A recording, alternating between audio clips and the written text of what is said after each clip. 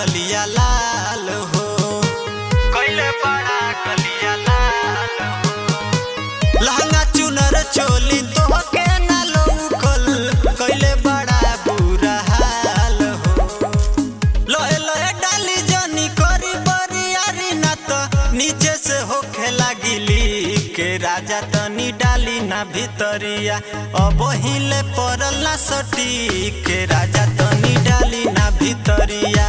अब हिले पड़ल ना सटी के राजा तनी डाली ना भितरिया।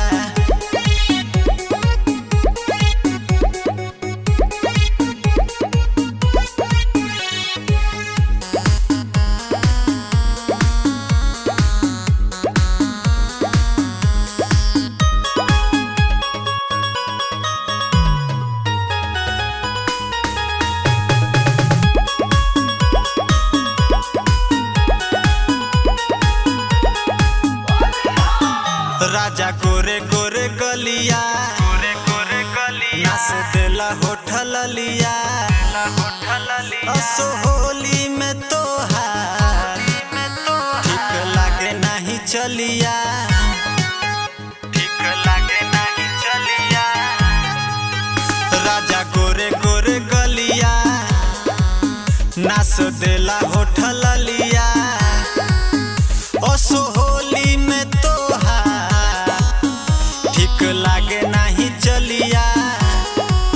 लागे दियल बड़ा भांग हमर ले बजान, अब होखेल बदन मोर हिट राजा तनी डाली ना भितरिया। अब हिले पड़ल ना सटी के राजा तनी डाली ना भितरिया। अब हिले पड़ल ना सटी के राजा तनी डाली ना भितरिया।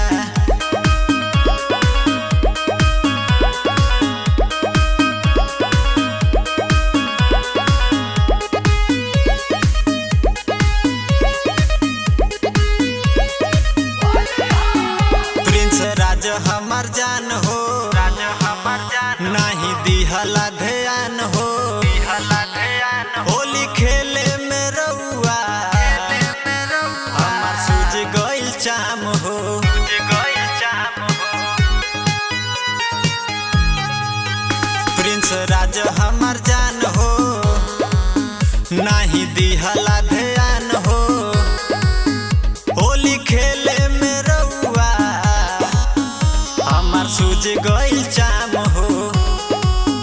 मजा ले ले बड़ा जब के अब जाए दाना हमके राउ लागत नियत नहीं ठीक के राजा तनी डाली ना भितरिया। अब हिले गइल ना सटी के राजा